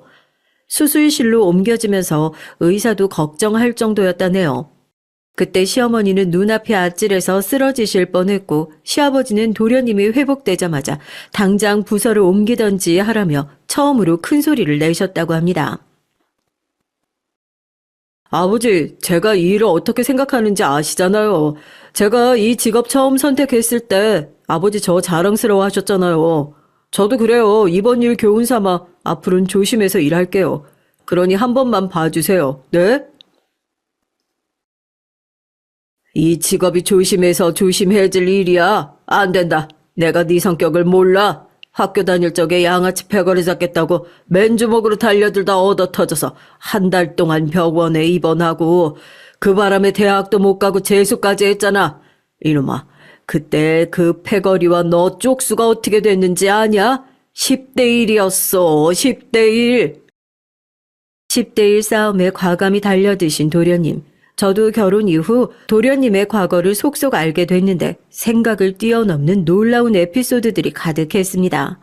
보통 사람들이 생각하는 것들을 과감히 행동으로 옮겨버리셨더군요. 근데 그건 기질이었다고 해요. 아주 어렸을 적 꼬맹이였을 때부터 도련님은 자기 반에 왕따를 당하고 있는 애가 있으면 그 곁에 가서 같이 밥을 먹어주고 그 애가 어디 끌려가 맞고라도 있으면 대걸레를 들고 쫓아가 두들겨 패줬다고요. 그 바람에 시어머니가 학교에 자주 가셨다는데 내가 얼마나 헛웃음이 나오든지 모른다. 내 직업이 교사인데 말이야. 그 피해 학생 부모들은 나보고 애를 어떻게 키웠길래 저 모양이냐고 하고 내가 직업도 밝히지도 못하고 그냥 봐달라고 무릎 꿇고 빌었어. 아유. 이런 말을 하시더라고요. 비교적 공부만 하며 얌전했던 남편과 달리 도련님은 날 때부터 남다른 기질을 가지셨던 거죠. 사실 두 사람의 성격이 너무 상반되던 탓에 시부모님은 둘이 적절하게 섞였으면 좋겠다는 생각을 자주 하셨다고 합니다. 한 놈은 뭔 일이 있으면서 말도 못하고 그저 속으로만 끙끙 앓는 성격이고 한 놈은 집에 들어올 생각도 않고 그냥 학교 꼭대기에 올라서서 정의의 사도를 흉내내고 있으니 내가 옆에서 보면서 가슴이 많이 답답했다. 물론 철 들면서 둘째 놈도 사그라들긴 했지만 그래도 걱정이 되는 수밖에 없지. 지 성격에 딱 맞는 직업 들고 와 버렸으니. 도련님의 어릴 적 에피소드들을 다 듣고 나니 시어머니 심정이 더 공감되더라고요. 거의 격한 공감이었죠. 제가 부모라도 그럴 것 같았어요. 경찰을 하고 싶다 할 때도 시어머니는 은근히 다른 직업을 선택하길 바라셨다고 했지만 말릴 수 없으셨다고 하더라고요. 시아버진 도련님이 의리도 강하고 싸움도 잘하니까 혹여나 조폭이라는 나쁜 길에라도 빠질까봐 차라리 좋은 쪽에 능력을 쓰라고 허락하셨다고 하고요. 그저 호탕한 성격이신 줄로만 알았던 도련님이 일으킨 수많은 사건 사고들을 듣고 나니까 저로선 참으로 색다르게 보였습니다. 그런데 아무쪼록 도련님이 승진을 앞두고 있을 때 그만 청천벽력 같은 일이 터지고 말았어요. 시아버지께서 그만 험한 사고를 당하시고 만 거였어요. 말도 안 돼. 여보 눈 좀 떠봐요, 예? 어떻게 이런 일이... 어머님, 여기 간호사 좀 불러주세요. 시어머니는 시아버지를 보자마자 그만 무너져 버리셨고 저 역시 가족의 일원으로서 마음이 힘들 수밖에 없었죠. 전날까지도 저에게 웃어주시며 과자를 쥐어주시던 시아버지가 음주 차량에 치여 눕게 되시니 억울하기도 많이 억울했습니다. 중환자실에 누워있는 시아버지를 보는데 처음엔 실감이 나지 않더라고요. 친정 엄마를 한번 잃어봤던 저로서는 부모가 자식의 곁을 떠나는 그 고통이 무엇인지 너무도 절절히 알고 있었습니다. 마치 가슴에 커다란 구멍 하나가 뚫리는데 그 누구도 메꿀 수 없는 기분이었어요. 이렇게 시아버지를 떠나보낼까 두려운 나날들이 이어졌습니다. 어머님, 아버님 강하신 분이잖아요. 이겨내실 거예요. 조금만 기다려봐요. 그래, 그럴 거다. 분명 그럴 거야. 이 양반이 날 두고 저리 허망하게 갈 리가 없지. 한날 한시까지는 아니더라도 비슷한 시기에 떠나자고 약속까지 했는데. 시어머니 손에 들린 십자가 목걸이를 저는 대신 꼭 쥐어주며 많이 위로해 드렸어요. 허나 시아버진 어느 겨울날 그토록 좋아하시던 눈이 소복하게 쌓인 날 새벽에 조용히 숨을 거두시고 말았답니다. 몇 날 며칠을 힘겹게 버텼지만 희한하게도 눈이 정말 많이 내리는 날 떠나셨는데요. 아마도 그날을 선택하신 것은 자신이 좋은 날에 떠났으니 너무 슬퍼하지 말라는 뜻이 담겨 있기도 했던 것 같아요.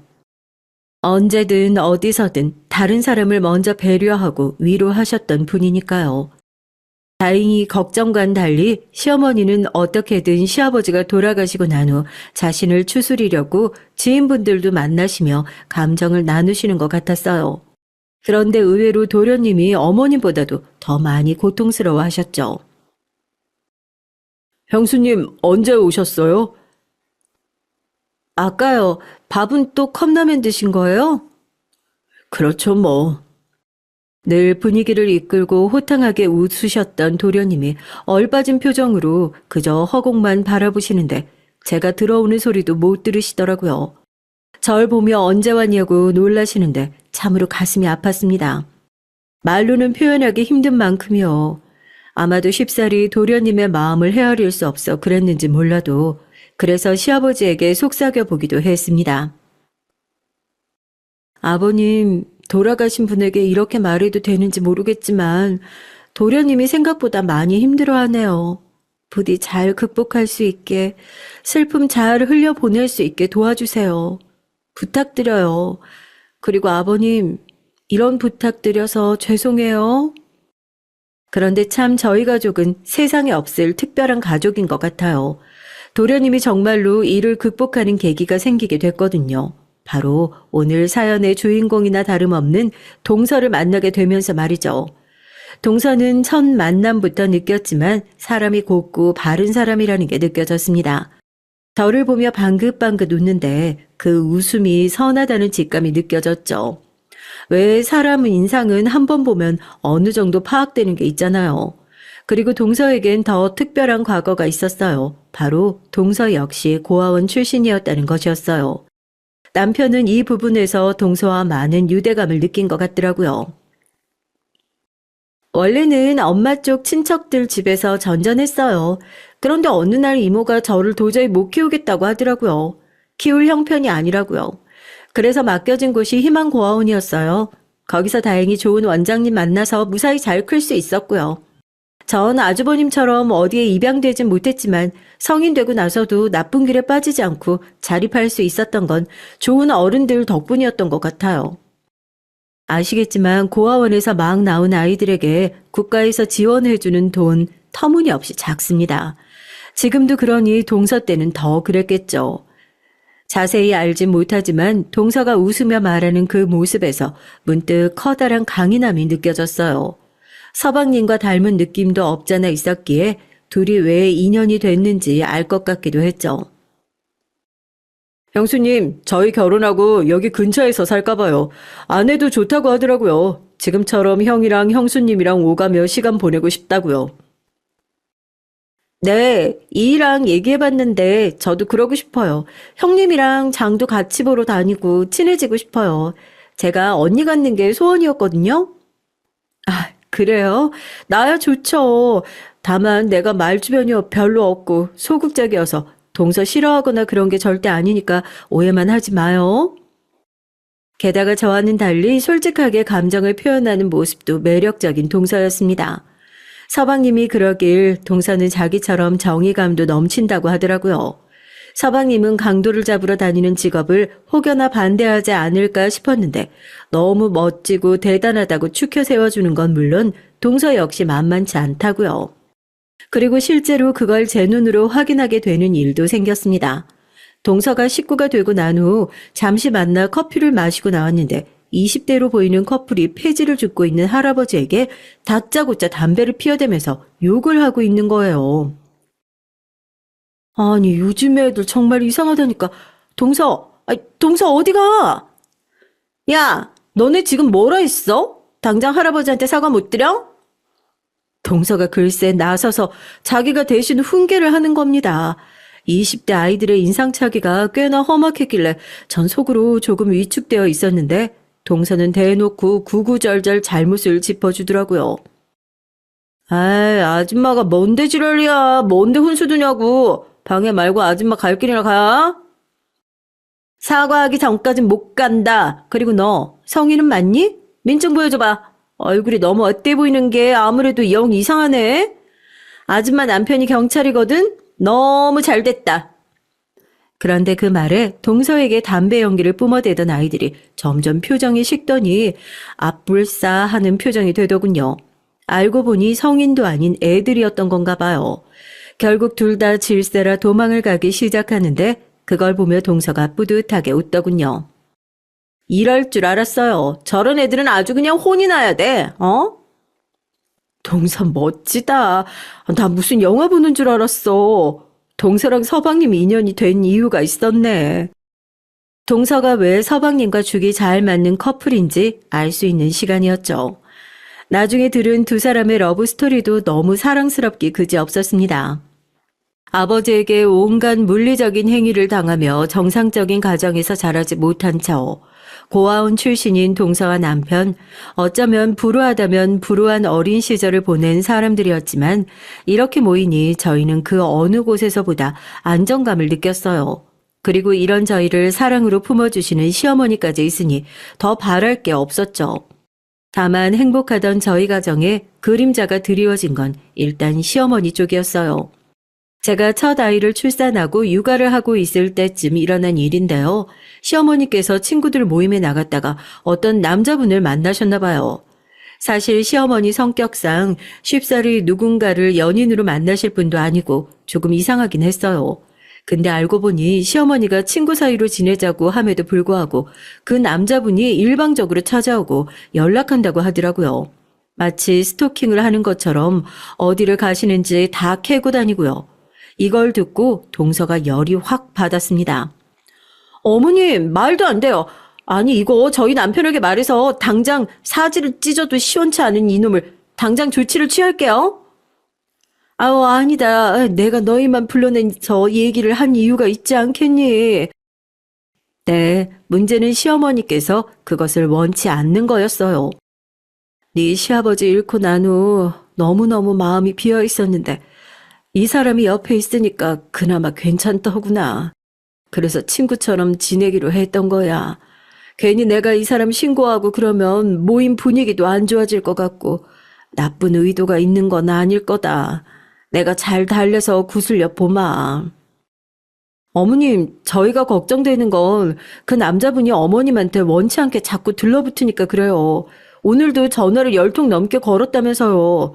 정말 그 남자가 괜찮은 사람인지 확신이 안 서요. 혹시나 어머니 나쁘게 대할까 봐 걱정도 되고요. 저도 형님 생각에 동의해요, 어머님. 세상에 얼마나 미친놈들이, 아니 정신 이상한 놈들이 얼마나 많은데요. 아이고, 아니야. 내가 알아서 할게. 내가 괜한 말을 해서 너희 걱정을 시켰구나. 하지만 시어머니는 저희 말에 조금 동조하는 기색이긴 하셔도 어쩐지 신고하는 부분에선 망설임을 보이셨습니다. 아마도 제 생각으론 아버님을 잃으시고 허한 마음으로 있으시던 어머니께서 그 남자분에게 아주 약간은 호감을 느끼신 듯 보였어요. 일단 어쩔 수 없이 저와 동서는 그대로 발길을 돌렸는데 동서가 그러더라고요. 이대로 가만히 두고 보다가 혹시나 나쁜 일이 벌어질 수도 있으니 안 되겠다고요. 그 후 동서가 그 남자 뒤를 밟아보고 그 결과를 하나씩 저에게 조용히 전달해주는 식으로 연락을 주고받기 시작했습니다. 시어머니가 원치 않아 남편들에겐 비밀이었던지라 마치 007 작전을 방불케 했어요. 동서는 이윽고 모든 조사를 마친 후 A4 용지 한 장에 정리를 한 그 사람의 정체를 시어머니 앞에 내밀었습니다. 사실 저도 그때 치밀한 동서의 행동력에 놀랄 수밖에 없었는데요. 동서를 다시 보게 되는 계기이기도 했어요. 내가 이럴 줄 알았어요, 형님. 이놈 이거 느낌이 아주 쎄했다니까요. 어쩐지 우리 어머님 재산 탐내고 온 놈이었어요. 동서는 씩씩거리며 그대로 어머님 앞에 가 설명을 시작했습니다. 어머님 허락받지 않고 알아봐서 죄송해요. 근데 수상쩍은 부분이 한두 개가 아니더라고요, 어머님. 충격받지 말고 잘 들으세요. 일단 그 사람 와이프랑 사별한 거 아니고요. 와이프란 사람 아직 멀쩡히 잘 살아 있어요. 아직도 둘이 모텔 들락거리며 만나고 있고요. 도대체 왜 그런 거짓말을 한 건지 모르겠지만 어머님 꼬시려고 그랬겠죠. 그리고 자식들 다 무슨 유명 대학교에 다닌다고 외국에 나가 있다고 그랬잖아요. 근데 다 한국에 있고 다단계 하고 있던데요. 그리고 그 다단계 보통 다단계가 아니고 사람들 등쳐먹고 사기치는 다단계예요. 그 다단계 수장은 말하지 않아도 아시겠죠? 그 사람이에요. 거기다 이것뿐만이 아니고요. 완전 남자 꽃뱀이에요. 돈 많아 보이는 여자들 꼬셔다가 돈 타내서 자기 자식들한테 돈 부어주고 외제차 사주고 그랬더라고요. 뭐? 아, 정말이니 그게? 아, 그럼 나한테 거짓말을 했던 거야? 네, 어머님. 저도 동서한테 들었는데 정말 충격적이더라고요. 동서가 업체 통해 확인도 다 끝냈다고 해요. 세상에나. 아우, 이런 망측할. 내가 그런 사람을 그저 좋게 보고 있었다니. 어쩐지 나한테 내 친구들 소개시켜달라고 이상한 걸 묻고 그러더라고. 이상한 거라면 어떤 거요? 아니, 내 친구들 중에 나처럼 사별한 사람은 없는지 그런 거 말이야. 아, 근데 이럴 줄이야. 정말이지 몰랐다. 고맙구나, 얘들아. 니네가 아니었다면 난 정말 깜빡 속을 뻔했어. 니네가 날 구해줬구나. 이 일로 시어머니는 한동안 충격에 시름시름 앓기도 했습니다. 하지만 저와 동서 덕분에 몹쓸 일을 당하지 않을 수도 있었다며 틈만 나면 저희 손을 잡고 고마워하시곤 했죠. 그 후 동서와 저는 그 남자를 한번 다시 만나봤는데 역시나 사기꾼이 맞았어요. 저희가 그 사람에 대해 알아본 정보들을 들이밀며 이것저것 묻자 꽁지가 빠져라 도망가는데 딱 봐도 재발절인 도둑놈이었죠. 그런데 동서는 역시나 놓치지 않고 바로 서방님에게 정보를 넘겨 체포를 했어요. 동서, 나 이번 일로 동서한테 진짜 많이 놀란 거 알아? 동서 옆에 두고 있으면 적어도 나 인생 살면서 나쁜 일은 안 당하고 살 것 같다. 형님, 제가 형님은 언제든지 지켜드릴게요. 그러니까 걱정하지 마세요. 기 세고 행동력 좋은 제가 있는데 뭐가 걱정이세요? 그렇게 말하는 동서의 등을 토닥이며 순간 어깨를 기대고 싶은 충동을 느꼈던 저는 정말이지 그날 이후로 동서와 자매처럼 더 친하게 지내게 됐습니다. 특히나 우리 아이를 잘 봐주고 이뻐라 해주기도 했기에 그 점이 너무나 고마웠죠. 물론 시어머니는 이후로도 주변에 날파리들이 꼬이곤 했답니다. 시어머니가 워낙 나이 드셔도 고운 미인이셔서 그랬나 봐요. 하지만 이때 제가 둘째를 임신하면서 입덧이 아닌 다른 걱정거리가 생겼는데요. 바로 서방님과 똑 닮은 동서가 어느 순간부터 특유의 쾌활함을 잃고 얼굴도 쾌행하고 안색이 안 좋아지기 시작한 거예요. 저를 보면 침울한 얼굴로 음료수만 쪽쪽 먹고 있는데 왜 그러는지 걱정이 되더군요. 이유를 알 수가 없어서 약간 혼란스럽던 차 남편을 통해 알게 됐습니다. 아이 때문에 재수 씨가 스트레스를 받고 있나 봐. 사실 동생도 노력을 많이 하는데 왜 그런지 도통 모르겠다네. 아유, 나도 뭐라고 해야 할지 모르겠더라고. 동생한텐 이젠 우리 애들 얘기하기도 조심스러워. 하도 힘났네 하는 것 같으니까. 네, 동선의 부부는 진작 아이를 갖고 싶었지만 아이가 잘 들어서지 않아 사실 이제는 딩크족을 생각할 정도로 힘들어하던 와중이었어요. 병원에선 아무런 이상이 없다고 했지만 아이가 안 생긴다고 하더라고요. 혹시나 스트레스를 받아 그런 걸 수도 있을 테니 전 마음을 놓으라는 조언을 하곤 했지만 이제는 그 누구의 위로나 조언을 받아도 마음이 안 좋을 때였나 봅니다. 특히나 제가 또 임신을 했으니 그랬던 거죠. 저는 동서를 찾아갔습니다. 동서, 괜히 내가 미안하네. 동서가 이렇게 힘들어할 줄 모르고 잔뜩 내 임신 얘기만 했으니 아유, 어쩜 좋아. 아니에요, 형님. 미안할 일이 뭐가 있어요. 저도 모르겠어요, 이젠. 어쨌든 형님 때문에 그런 거 아니니까 마음 쓰지 마세요. 동서는 아무렇지 않은 듯 굴었지만 알 수 있었죠. 동서의 큰 눈망울에 눈물이 툭 떨구어지는 걸요. 이때 서방님도 함께 있었는데 서방님 역시 한숨을 한번 푹 쉬더니 담배를 피러 베란다로 나가더라고요.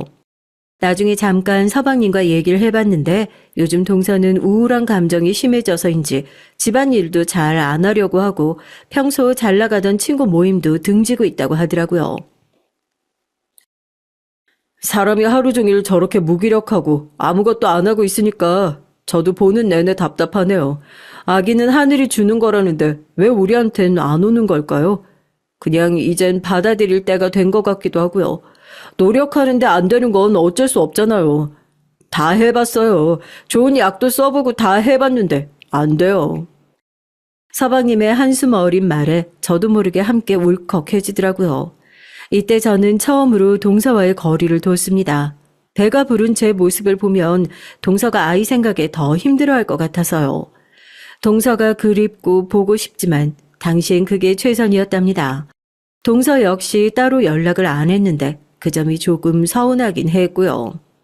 그런데 제가 그러고 다시 동서를 보게 된 건 출산한 후 비극적이라고 말할 수밖에 없던 일 때문이었어요. 아직도 저는 믿을 수가 없어요.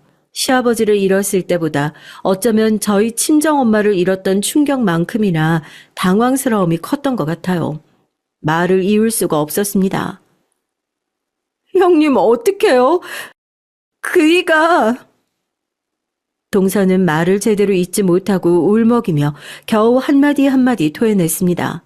그리고 그날 새벽 동서에게서 걸려온 전화 한 통에 달려간 병원은 서방님이 힘겹게 숨을 쉬고 있었답니다. 남편은 그 자리에 주저앉고 이미 시어머니인 서방님을 붙잡고 오열하시고 있었어요. 의사는 저희에게 마지막 인사를 나누라고 하더군요. 서방님이 많이 힘들어하고 있다고요. 믿을 수 없었습니다. 어떻게 믿을 수가 있겠어요. 멀쩡히 내 곁에 살아 숨쉬던 존재가 갑자기 세상을 떠난다는데 어떻게 그럴 수가 있겠어요. 받아들이진 못하는 건 저뿐만이 아니었습니다. 그때 어머님께서 먼저 서방님에게 다가가 손을 꼭 잡아주시며 사랑한다고 편히 가라고 말씀하시더군요. 그 말에 동서는 엉엉 울더니 시어머니를 따라 사랑한다는 말을 내뱉더니 서방님 눈을 감자 이내 기절해 버렸어요. 장례 내내 동서가 어떤 모습이었는지 기억에 흐릿합니다. 저도 남편도 손님들을 맞이할 정신도 없었고 가장 힘들 동서를 챙길 여력도 없었어요. 서방님의 생전 모습을 추억하는데 저에게 너무 잘해주었던 기억밖에 없어 더 슬프고 힘들더라고요. 소중한 것을 놓아야 하는 때가 살면서 반드시 한 번은 온다는데 그게 이렇게 이른 시기일 줄은 까맣게 모르고 있었죠. 하지만 그러고 나서 문제가 생겼어요. 제가 위로차 동서를 찾아갔을 때 동서가 서방님의 장례 이후 급하게 집을 처분하고 어딘가로 떠났다는 것이었어요. 한마디 말도 없이 말입니다. 우리 모두 혹시나 동서가 걱정이 됐어요. 강한 사람이라는 걸 알았지만 그렇다고 작별 인사도 없이 떠난 것이 아무래도 신경이 쓰였죠. 얼마나 걱정이 됐으면 꿈에서도 동서가 나올 정도더군요. 그러던 어느 날 동서가 떠난 지 1년 정도 됐을 때 꿈을 꿨는데 이때 꿈이 너무 생생해서 저는 급기야 남편에게 동서를 찾아야겠다고 선언했답니다. 동서가 혼자서 쪼그려 울고 있었는데 어딘지 모르겠지만 아주 깊은 산속 동굴 같은 곳이었어요. 거기서 울면서 저를 부르고 있더라고요. 전 설마 하는 마음으로 동서를 찾기 시작했어요. 업체도 이용했고요. 그리고 정말 신의 계시, 꿈 이런 것을 믿게 된 것이 실제로 제가 동서를 찾은 곳이 어느 산골짜기 마을이었던 거예요. 동서는 그곳에서 아주 허름한 옷차림을 하고 완전히 산사람처럼 술을 마시며 하루하루 연명하고 있었습니다. 저를 보자 동그랗게 눈을 뜨던 동서는 잠시 후 왜 오셨냐고 하더군요. 더 이상 형님 동서 사이도 아닌데 왜 오셨어요? 왜 그런 말을 해 동서 섭섭하게. 내가 동서를 얼마나 걱정했는지 알아? 형님. 가주세요. 저 형님하고 말하고 싶지 않아요. 모두를 피해서 온 거예요. 그이 생각날까봐 일부러 다 물리치고 여기로 온 거라고요. 그러니까 이만 가주세요. 아무리 1년이라지만 동서에게서 풍기는 쎄한 분위기며 모든 것이 이상했어요. 저를 극도로 피하는 눈치랄까요? 혹시 그 사이에 무슨 일이 있었던 거냐고 물었지만 동서는 대답도 하지 않았어요. 그날은 어쩔 수 없이 먼 길을 다시 돌아 집으로 돌아올 수밖에 없었죠. 하지만 저는 매일 동서를 찾으러 그 험한 길을 올랐고 동서는 굳게 닫은 문을 열어주지 않았습니다. 그야말로 삼고초려였고 저도 점점 힘에 부쳤답니다. 언제까지 이 노릇을 해야 할지 알 수 없었죠. 허나 그런 동서의 사정을 알게 된 건 여느 날과 같이 동서를 찾으러 갔다 내려오는 길 골목 떡집에서였어요. 떼약볕에 너무 많이 걸었는지 배가 너무 고픈 와중이었는데 쫄깃한 꿀떡이 눈에 밟히더라고요. 순간 얼른 먹고 싶은 마음에 떡집으로 들어갔는데 친근한 인상의 아줌마가 동네 할머니분과 얘기를 하고 있었어요.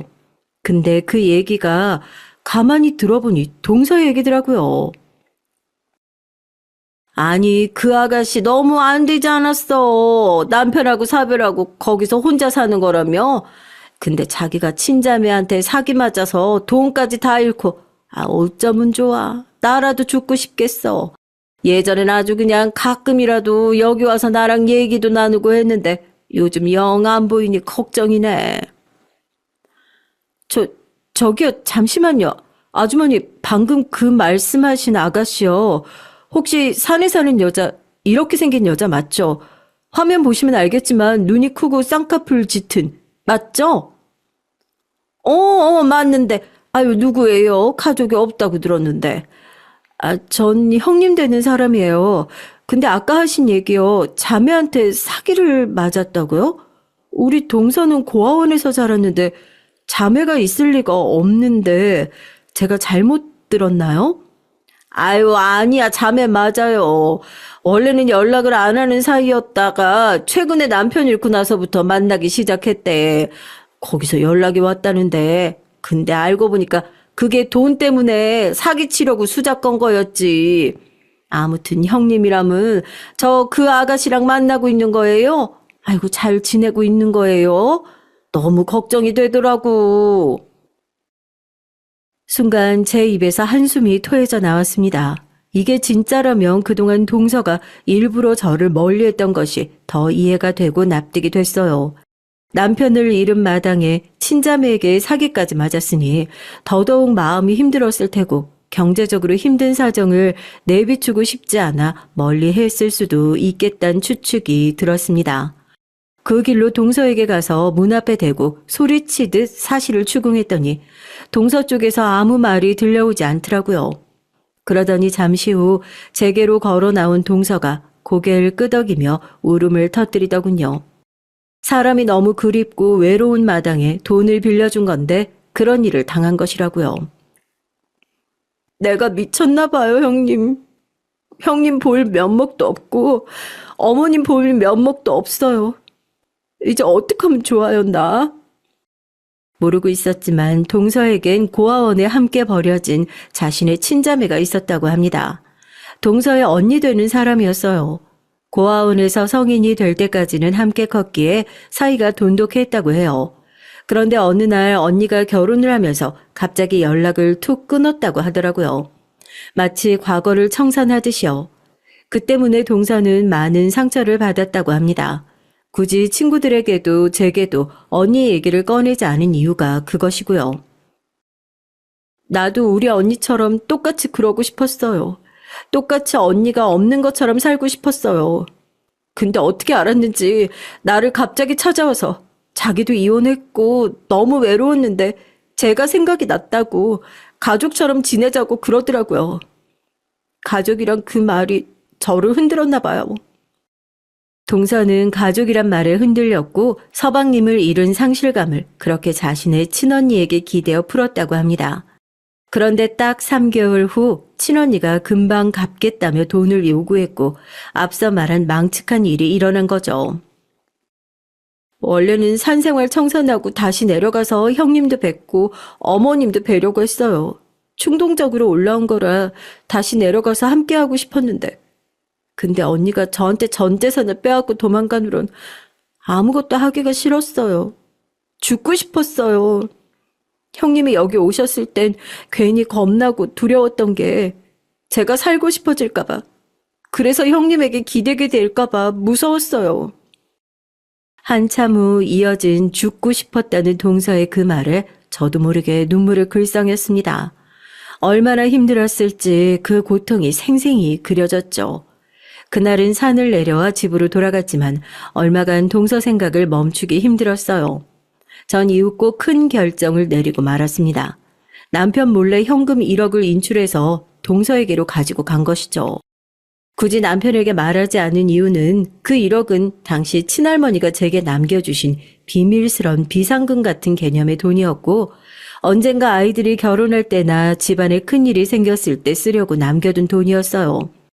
그렇기에 동서에게 전달하며 없는 돈인 것처럼 살고 싶었습니다. 동서, 부담 갖지 말고 받아. 항상 행복해야 돼. 내가 그 누구보다 동서의 행복 빌어주는 사람인 거 알지? 형님, 이걸 왜 저를 주세요? 동서는 그 말을 하며 서럽게 오열했습니다. 그제야 장례 내내 동서가 한 번도 울지 못했다는 게 생각났어요. 그 후 동서는 드디어 정착이란 걸 하기 위해 어디론가 떠났고 그곳에서 제게 사진 한 장을 보내왔어요. 바닷가 앞에 있는 작은 집이 찍혀있는 사진이었는데 아마도 그곳이 동서가 정착한 곳인 것 같았습니다. 전 마음속으로 물었죠. 동서, 행복하지? 꼭 행복해야 돼?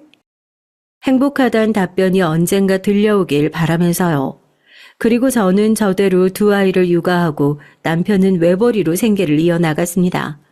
10년이란 세월이 흐르는 동안 생계에 허덕이기도 했고 남편도 남편 나름대로 가정을 안정적으로 꾸려나가기 위해 가게를 시작하는 등 많은 도약이 있었어요.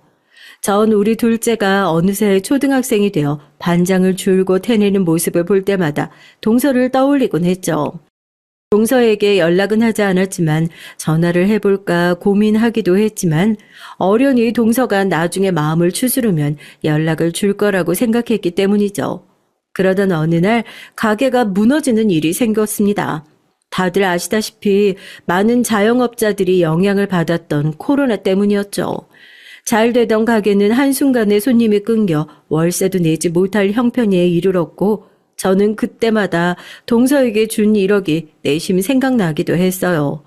하지만 그건 저의 순전한 이기적인 욕심이었고 그런 마음을 다잡으려고 했습니다. 그런데 참으로 기적 같은 일이 일어나고 말았죠. 이때 상황을 말씀드리면 코로나 여파로 많은 빚을 지게 된 저희 집이 반지하방으로 집을 옮긴 것도 모자라서 한 번 더 이사를 가야 할 처지에 놓이게 된 건데요. 엄마, 나 이사 가기 싫은데. 우리 또 이사 가야 돼? 우리 다시 아파트 살면 안 돼? 난 아파트가 좋은데. 미안해, 수지야. 엄마 아빠가 꼭 다시 가게 일으켜서 우리 딸들 행복하게 해줄게. 딸들은 울먹였고 저는 죄책감에 더한 눈물을 뚝뚝 흘리고 있었습니다. 작디 작은 가게 한 구석에서 그렇게 눈물을 흘리는데 갑자기 검은 정장을 입은 남자들이 들어오더니 상자를 건네더군요. 뭐지 싶어 사인을 하고 상자를 풀어보는데 안을 확인한 순간 그 자리에서 전 그만 다리가 후들후들 떨려서 남편에게 전화를 할 수밖에 없었어요. 상자 안엔 10억의 금액에 달하는 돈과 함께 짧은 쪽지 한 장이 들어있었습니다.